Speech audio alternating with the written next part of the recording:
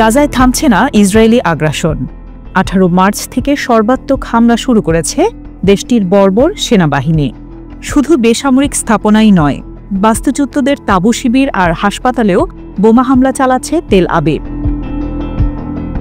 শুধু তাই নয়, রমজানের মাসটিতে প্রায় 2 সপ্তাহ ধরে বন্ধ আছে খাদ্য, পানি আর জ্বালানি সহায়তা।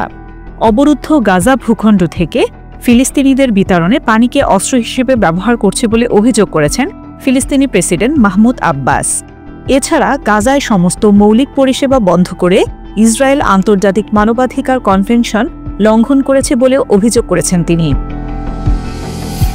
বিশ্ব পানি দিবস উপলক্ষে দেয়া এক ভাষণে প্রেসিডেন্ট আব্বাস বলেন, ইসরায়েল আমাদের জনগণের দুর্ভোগ, বাস্তুচ্যুত এবং প্রকৃতপক্ষে ধীরে ধীরে মৃত্যু আরও বৃদ্ধির জন্য আরেকটি অস্ত্র ব্যবহার করছে।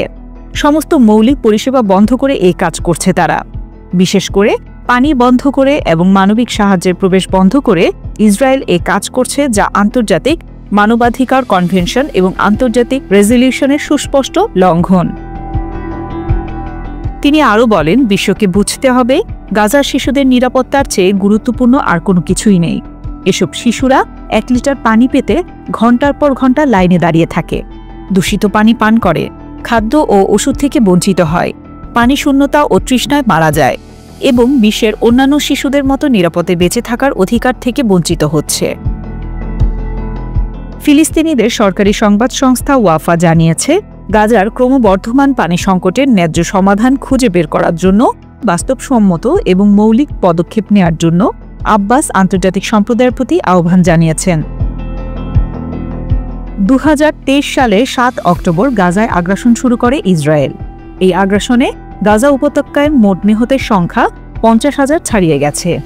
দীর্ঘ 15 মাস সামরিক অভিযানের পর যুক্তরাষ্ট্র ও আন্তর্জাতিক সম্প্রদায়ের চাপে গত 19 জানুয়ারি গাজায় যুদ্ধবিরতিতে সম্মত হয় ইসরায়েল। কিন্তু গত মঙ্গলবার থেকে ফের বিমান হামলা শুরু করে তেল আবিব। ইসরায়েলি সেনাবাহিনীর আকস্মিক এই হামলায় গত কয়েকদিনে 700 জনেরও বেশি ফিলিস্তিনি নিহত, 1000 জনের বেশি আহত হয়েছেন এবং জানুয়ারিতে কার্যকর হওয়া যুদ্ধবিরতি ও বন্দি বিনিময় চুক্তি ভেঙে পড়েছে।